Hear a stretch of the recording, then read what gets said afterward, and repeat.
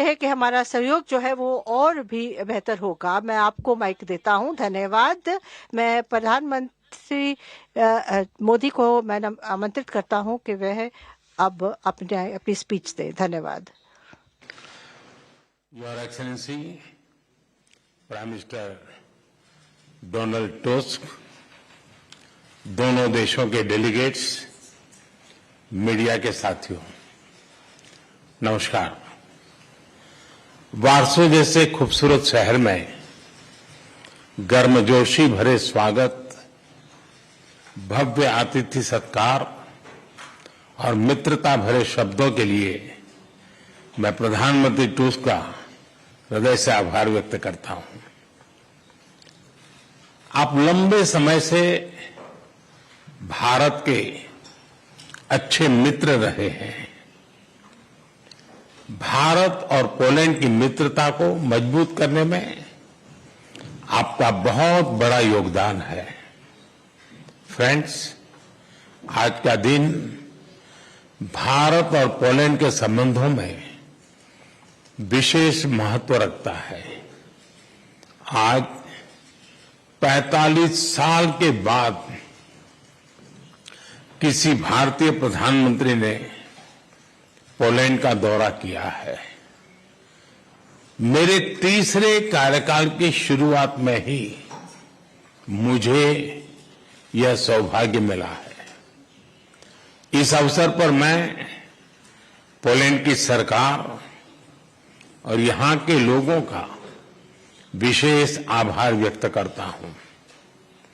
आपने 2022 में Ukraine conflict में फंसे हुए भारतीय स्टूडेंट्स को निकालने के लिए जो उदारता दिखाई, उसे हम भारतवासी कभी नहीं भूल सकते।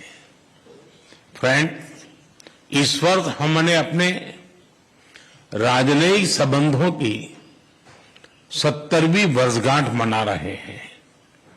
इस अवसर पर हमने संबंधों को स्ट्रेटेजिक पार्टनरशिप में परिवर्तित करने का निर्णय लिया है। भारत और पोलैंड के संबंध डेमोक्रेसी और रूल ऑफ लॉ जैसी साझा मूल्यों पर आधारित है। आज हमने संबंधों को एक नई दिशा देने के लिए कई इनिशिएटिव्स की पहचान की है।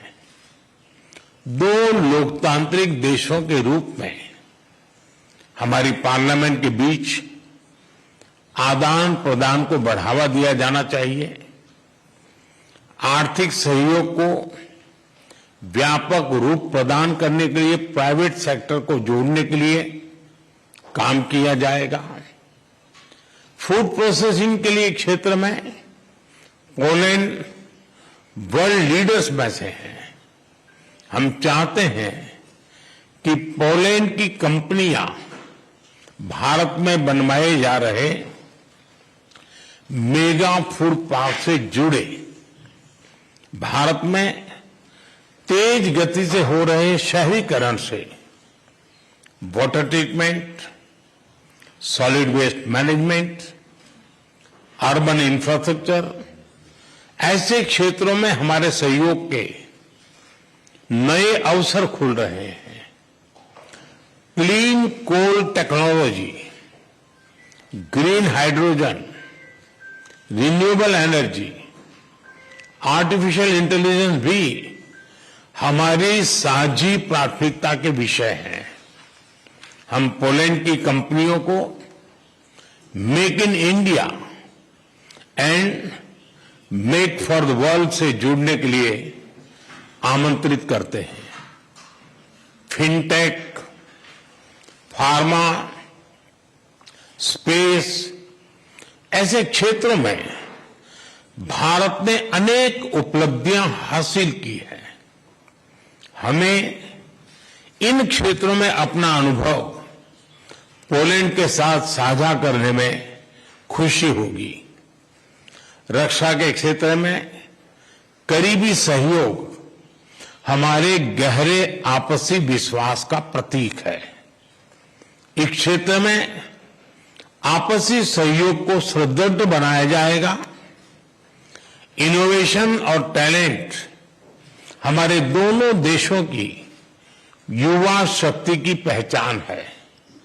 स्किल्ड वर्कफोर्स की भलाई के लिए, स्किल्ड वर्कर्स की भलाई के लिए और मोबिलिटी को बढ़ावा देने के लिए दोनों पक्षों के बीच सोशल सिक्योरिटी एग्रीमेंट पर सहमति बनी है। फ्रेंड्स, भारत और पोलैंड अंतर्राष्ट्रीय मंच पर भी करीबी तालमेल के साथ आगे बढ़ रहे हैं। हम दोनों सहमत हैं कि वैश्विक चुनौतियों का सामना करने के लिए संयुक्त राष्ट्र संघ तथा अंतर्राष्ट्रीय संस्थानों में रिफॉर्म वर्तमान समय की मांग है। आतंकवाद हमारे लिए एक बड़ी चुनौती है। मानवता में विश्वास रखने वाले भारत और पोलैंड जैसे देश ऐसे और अधिक सहयोग आवश्यक है। उसी तरह क्लाइमेट चेंज हमारे लिए साझा प्राथमिकता का विषय है। हम दोनों अपनी क्षमताओं को जोड़कर ग्रीन फ्यूचर के लिए काम करेंगे। जनवरी 2025 में पोलैंड यूरोपियन यूनियन की अध्यक्षता संभालेगा। मुझे विश्वास है कि आपके सहयोग से भारत और ईयू के संबंधों को बल मिलेगा। फ्रेंड, यूक्रेन और पश्चिम एशिया में चल रहे संघर्ष हम सभी के लिए गहरी चिंता का विषय है।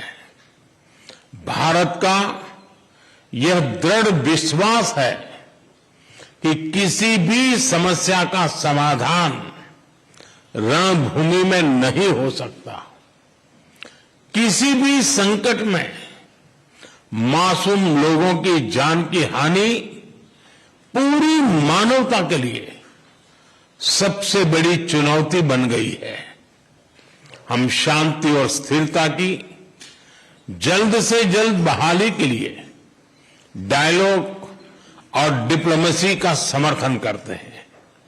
इसके लिए भारत अपने मित्र देशों के साथ मिलकर हर संभव सहयोग देने के लिए तैयार है। फ्रेंड्स, पोलैंड में इंडोलॉजी और संस्कृत का बहुत पुराना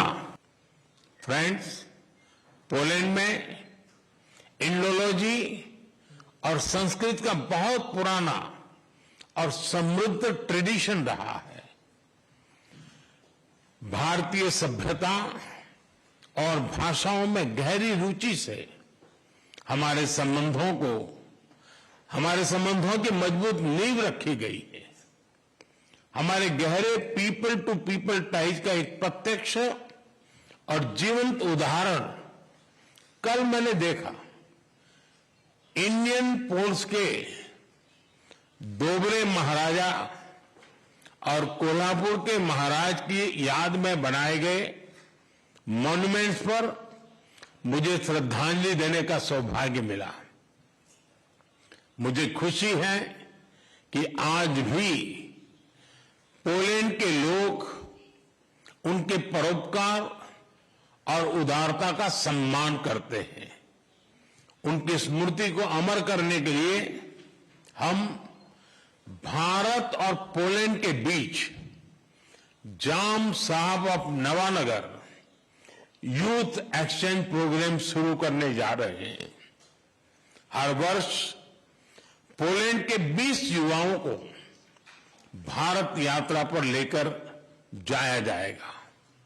फ्रेंड्स, मैं एक बार फिर प्रधानमंत्री टुस्क और उनकी मित्रता के लिए हृदय से आभार प्रकट करता हूं और हमारे संबंधों को नए स्तर पर ले जाने के लिए अपनी प्रतिबद्धता दोहराता हूं।